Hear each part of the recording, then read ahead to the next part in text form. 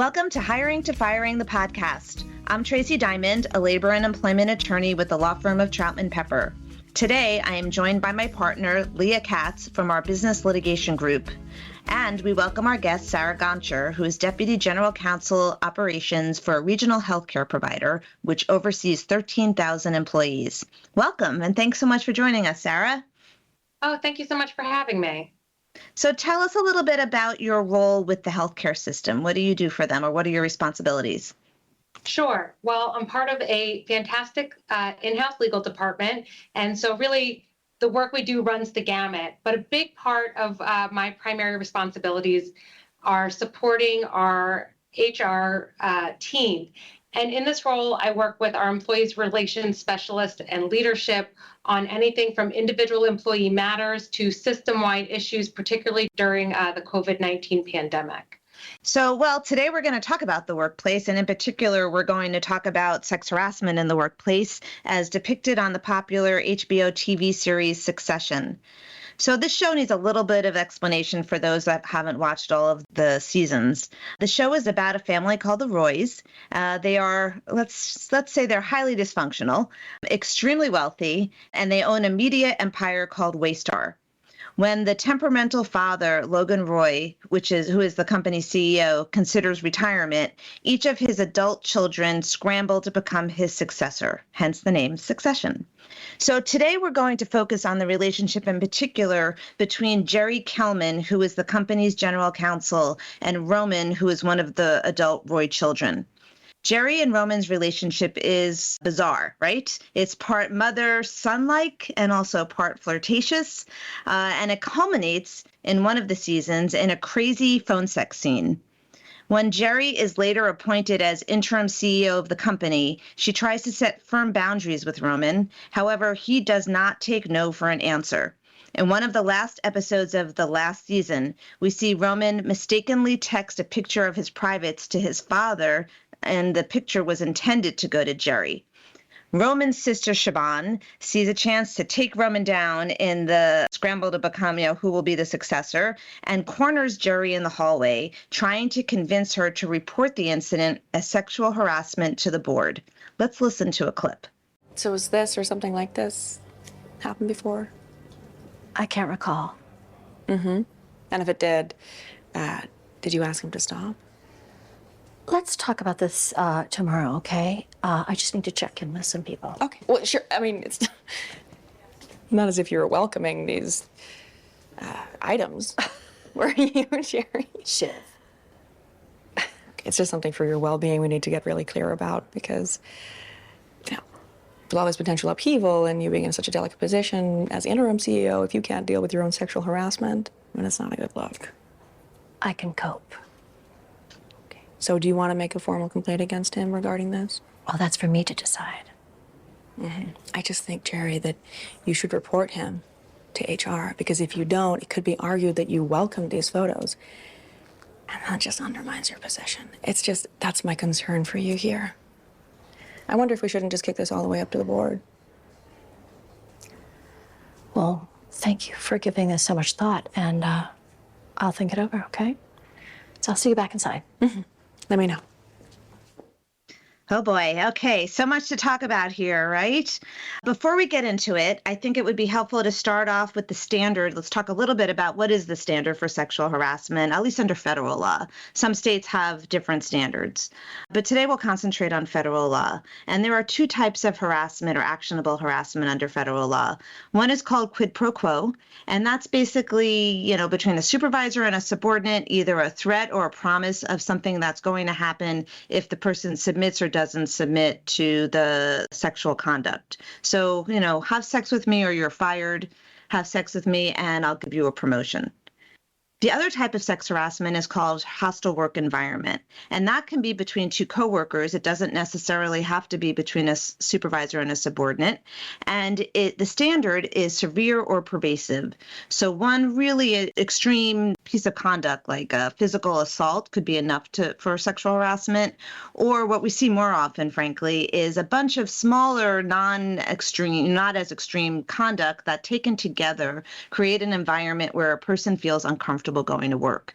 And that could take the form of verbal conduct, posters, pictures, text messages, social media posts, emails. It could happen at the workplace or outside the workplace if the relationship is fostered because of the employment relationship. So that's the basic standard. Let's pull it back to the clip. Sarah, what do you think here? Where do you think their line is in terms of, well, first of all, is Roman's behavior, does that give rise to a claim for sexual harassment? Well, let me just start by saying I found Jerry's comment, I can quote, so telling. I think it is so hard for someone to report sexual harassment, even someone in a powerful position like Jerry.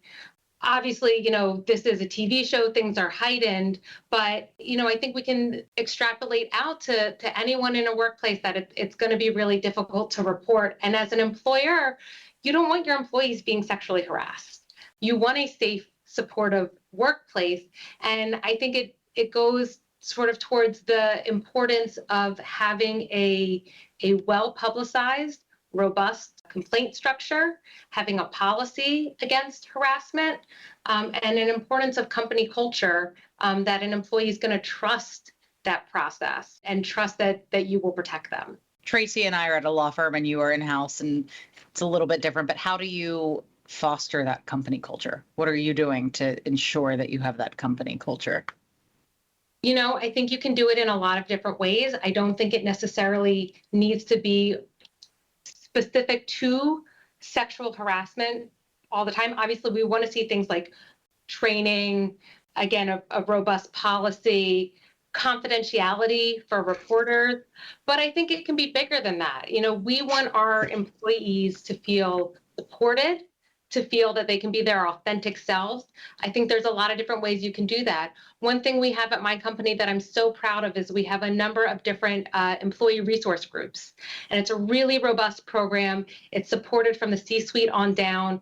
We have LGBTQ, first generation, a wide variety. And I think when people know that they can be authentic and know that they can be supported, that trust is going to carry over into things such as feeling more comfortable to report sexual harassment. So you mentioned something about confidentiality. I think that tends to be a big issue where a company feels tension between not being able to guarantee absolute confidentiality because that would impede a company's ability to conduct a prompt and thorough investigation of the complaint. But that could have a chilling effect on an employee coming forward if they're afraid a huge chilling effect, right, on an employee coming forward and because they're afraid it's going to get out to other people, but also to the person who's the alleged harasser. How do you deal with that tension? You're never going to be able to mitigate that entirely. And I think that's just part of, something that companies have to deal with and is part of the reality of these situations.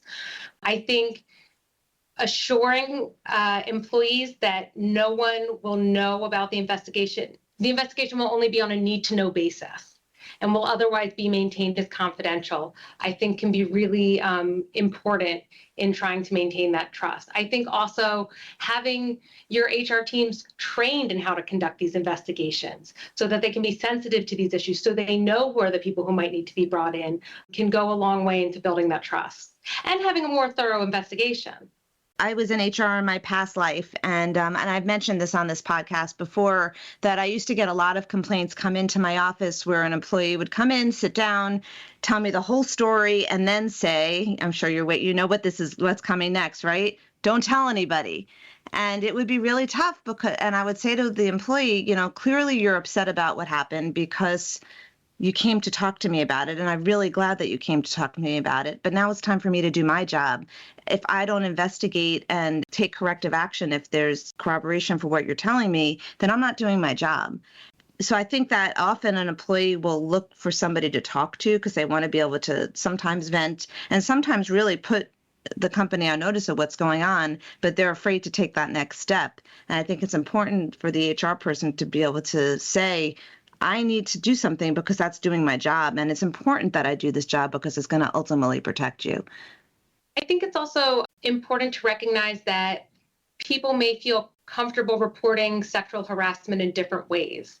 And I think if a company can give folks different avenues. It could be written, it can be verbal, it can be to their direct supervisor, it can be to HR, it can be through a portal. I mean, there can be a number of different ways, recognizing A hotline complaint, right? a hotline. Exactly to your point, Tracey. You know, I don't think there's a right way to report it, but we want to make sure that we have different options for folks, but also ways that as an employer, we're appropriately on notice when we need to take action, exactly like you said. I sit here, I'm in-house, I sort of am working with the teams as these issues are unfolding. From your perspective, Tracey and Leah, you know, when you are coming in as outside counsel, what are things that you can recommend that companies do when they're responding to this that can be helpful down the line should it proceed to litigation? Well, it's very important that a company does its duty to perform a prompt and thorough investigation to the extent it can with the information that it has and the ability to know, you know, again, with a hotline complaint, you can't go back to the complainant and ask more questions, so it becomes a little more difficult. But take that investigation as far as they can to gather the evidence in as confidential a way as possible, and then make some decisions about whether or not they think the harassment did in fact occur, and if it did, what type of corrective action are you going to take? The worst thing that could happen is the company receives a complaint and doesn't do anything about it, right? And I think that's a really good point. I mean, I know one thing we think about a lot, or maybe I think about from my seat as in-house counsel, is if we need to potentially defend a lawsuit, one thing that we need to demonstrate is that we've effectively tried to prevent harassment. And when it's come to our attention, that we've promptly corrected it. And just keep in mind that those complaints are evidence. So, you know, if there's a litigation, the plaintiff's counsel is probably going to ask for all other hotline complaints that were made over a period of time. So that is evidence, you know, for better or for worse. So I want to get back to the show for a minute. So, you know, Jerry's at the top here, or she's almost at the top. She's the interim CEO. Of course, Logan is sort of calling the shots from above. Why do you think Jerry is so reluctant to report Roman's conduct to the board? I think it's tough for anyone to report sexual harassment. You know, interim CEO, someone who's lower down on the corporate ladder, I think recognizing the reality that it's inherently uncomfortable can be really critical to having an effective investigation when someone does come forward and report. So, you know, in the clip, Shiv tells Jerry if she doesn't report Roman's behavior to the board, it will appear like she can't control her own harassment. So does Jerry lose either way here? You know, what about sex harassment victims in real life? Are their choices just as bleak? It's easy to sit at a remove and say we would have done something different. We would have acted, quote unquote, better.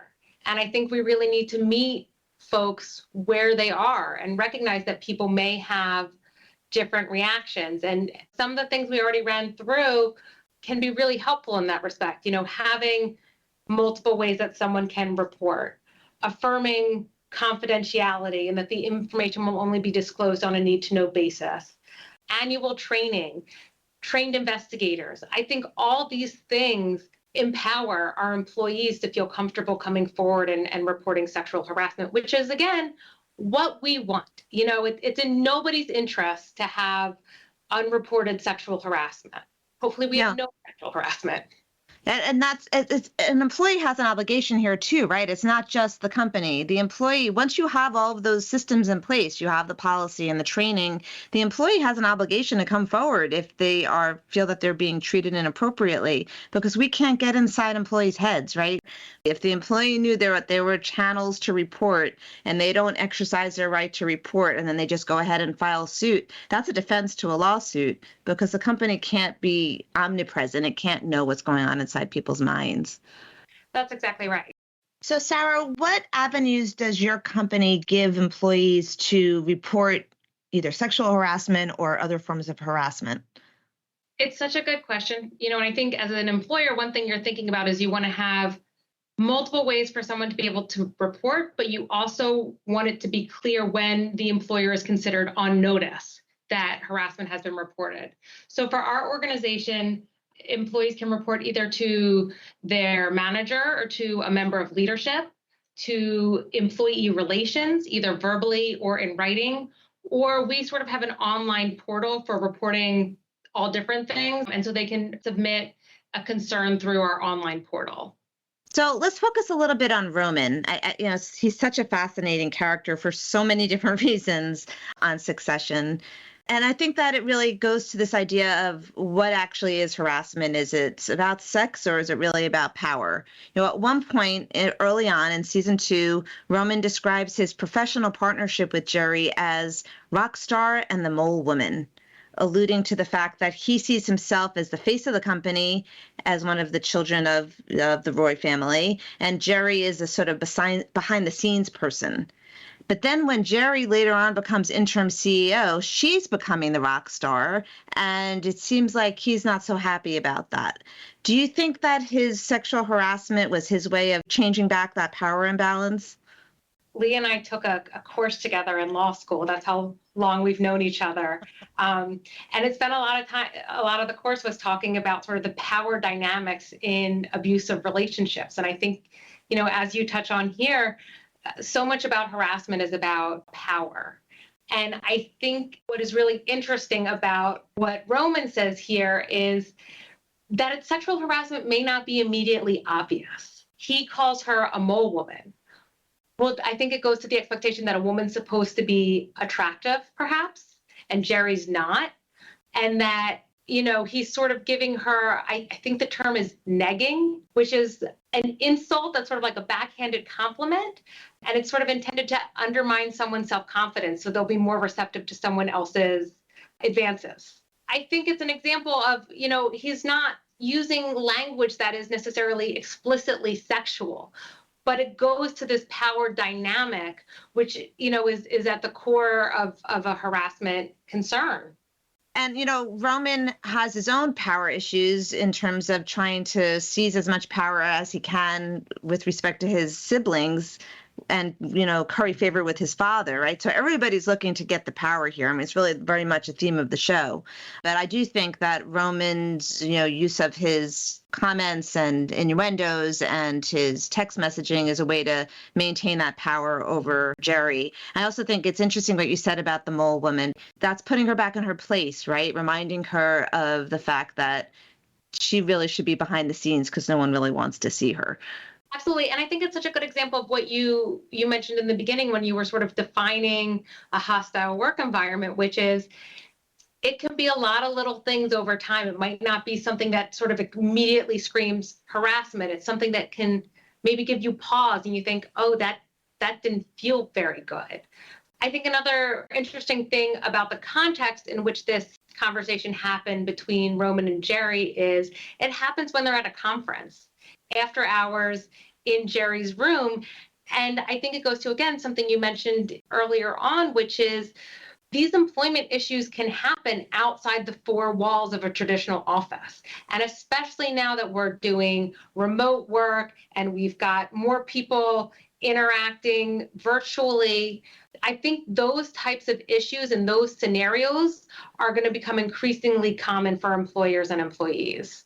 And I agree 100% with you. And I also think the use of electronic media that becomes evidence of harassment also becomes a much bigger issue than it was 10 years ago, 15 years ago. Here, the text message goes to his dad, right? You have to be really careful where you're sending your messages and what you're saying. Now, when I give harassment training, I always talk about how, that joke might be really funny at the time, or you think it's really funny at the time. It's not going to be so funny when you're on the witness stand and it's replayed back to you. That's like what my client training always is. Imagine if this were on the cover of the New York Times, how would your children and your family feel? Not so funny all of a sudden, right? Most of the time, not great is the answer. You also don't know how something's going to be perceived, what someone's own lived experience is and how they might receive that message. It might feel very benign to someone else, but someone, depending on who was at the receiving end of it, they may take it differently than even intended. Intent is very different than impact. And intent is not relevant in a harassment lawsuit. And that's always a huge surprise to people to hear that intent is not relevant. I talk about this a lot in my training too. Rarely is somebody wake up, maybe Roman, but most people don't wake up in the morning and say, I'm going to go harass 10 people today.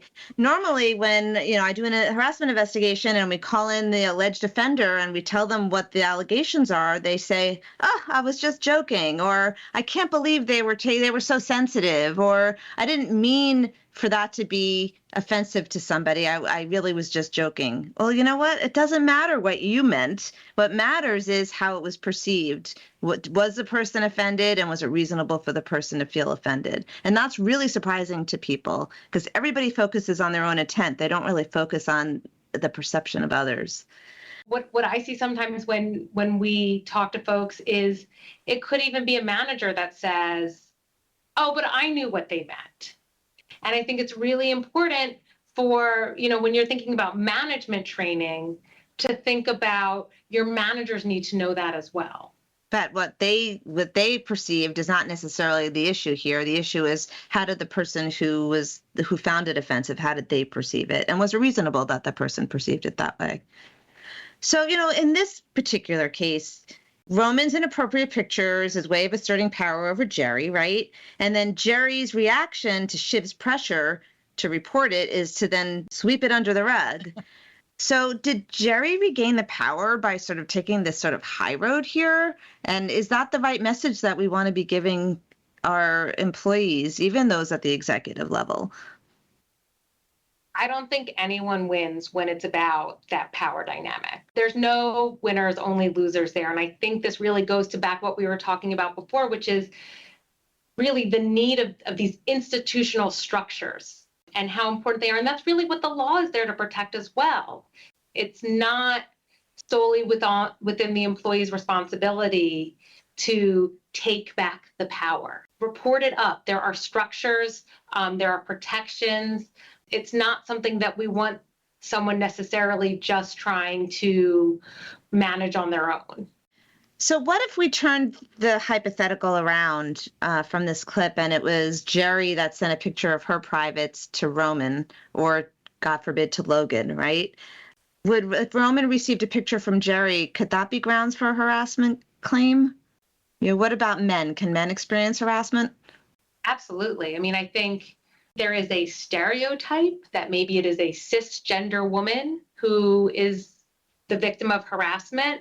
Anyone across the gender spectrum, anyone can be the victim of harassment, and anyone can be the perpetrator of harassment. And I think one thing that it's really imperative for employers to be aware of is that individuals who may not fit that stereotype of who a victim is, may be even more reluctant to come forward and report that harassment. So let's talk for a minute about Shiv. Shiv, also super fascinating character with lots of different layers. She often expresses frustration throughout the series about being sidelined as the only woman in the family. And Logan clearly takes advantage of that, right? He kind of, sets out these sort of tantalizing potential promises to her and then pulls them back again. Yet here we are in this clip, and she's completely turning on Jerry, who could be a powerful ally to her as another woman. In reality, are women more powerful when they team up? It shouldn't be a female versus male, gendered, whatever kind of approach. Again, sort of, we want all of our employees to feel supported and to feel safe. And I think we are a stronger organization when our employees are comfortable being authentic and comfortable supporting their colleagues, regardless of who they are. I mean, I think that goes back to the trust that we were talking about earlier and how critical that can be. Jerry says to Roman at one point, I'm quite a successful person, Roman, and I remain so by avoiding mess. What do you think she means by avoiding mess? The workplaces are messy, right? This initially made me go like, ugh, like even just to hear her say like, ugh, mess. I hope as a society we've moved past this sense that women have the onus, or whoever the victim may be, has the onus to avoid the quote unquote mess. Mess, yeah. And one thing I thought that was really interesting about Roman and Jerry's dynamic is it did start out as consensual at some point, and then it stopped being consensual. Jerry told Roman very clearly to stop sending her pictures. And I thought that was interesting in two respects. One, consent once given is not given forever. Somebody can withdraw their consent. Nobody, quote unquote, wants to be sexually harassed. I think we see this even in dress codes. We want to make sure that girls aren't wearing spaghetti straps because, what will the boys think? I mean, it's just ridiculous. And so I think here it's really important to note that Jerry withdraws her consent. And at that point, the behavior is no longer welcomed and Roman needs to stop it. I think the other interesting thing here, and sort of as an attorney I found particularly interesting, is sort of establishing what might be unwelcomed behavior. And, we talked about how employees have an obligation to take advantage of reporting systems that are there. And I think one thing that we also sort of look to employees to do is to make it known that behavior is unwelcomed, to tell someone. As you said, Tracey, someone, when you're doing these investigations, people say, oh, I had no idea it wasn't welcome. As an attorney, as we're thinking about, what we might need to show, having someone explicitly say, don't do this, I don't like this, can be really, really critical. And really, really hard, I would say. And so what tools do we give people to empower them to do that, right? Because, if I'm an employee, you can tell me that until I'm blue in the face, but giving me the power to do that is a very different thing. I think it depends a little bit on the circumstance. And, it's always good to encourage employees to tell the person who's offending them to stop because, again, going to intent, often the offender doesn't even know that they're offending someone and they will stop if they're told that they're offending you. It is an awkward thing. And we certainly wouldn't want to make it mandatory that the employee has to tell the person to stop. They can go and complain about it and not have to confront the person. Certainly don't want people to feel that they're in a position of they must tell the person to stop, particularly if that's going to make them feel awkward or worse, unsafe, right? I think you both make such good points that it's really, so much of this is nuanced. And fact specific. Yeah, absolutely. And I think everything we do. But I think that's one thing that's really hard for companies to navigate, quite honestly, is those very nuanced, fact-specific situations, and it can be really difficult. It is very, and certainly not something we're going to be able to resolve in our one podcast episode, but I think that we've raised lots of really interesting discussion questions here. And I want to thank you so much for joining us today, Sarah, and also thank you to Leah for joining. Before we go, I would like to remind our listeners about our amazing blog, hiringtofiring.law, which is your go-to resource for information about cutting-edge human resources issues across the country. And if you like our podcast, please leave us a review on your podcast platform of choice and be sure to subscribe to this podcast. The podcast is available on all the major platforms. Let us know what you think, and thanks again for listening. Copyright Troutman, Pepper, Hamilton, Sanders, LLP. These recorded materials are designed for educational purposes only. This podcast is not legal advice and does not create an attorney-client relationship. The views and opinions expressed in this podcast are solely those of the individual participants. Troutman Pepper does not make any representations or warranties, express or implied, regarding the contents of this podcast. Information on previous case results does not guarantee a similar future result. Users of this podcast may save and use the podcast only for personal or other non-commercial educational purposes. No other use, including, without limitation, reproduction, retransmission, or editing of this podcast may be made without the prior written permission of Troutman Pepper. If you have any questions, please contact us at troutman.com.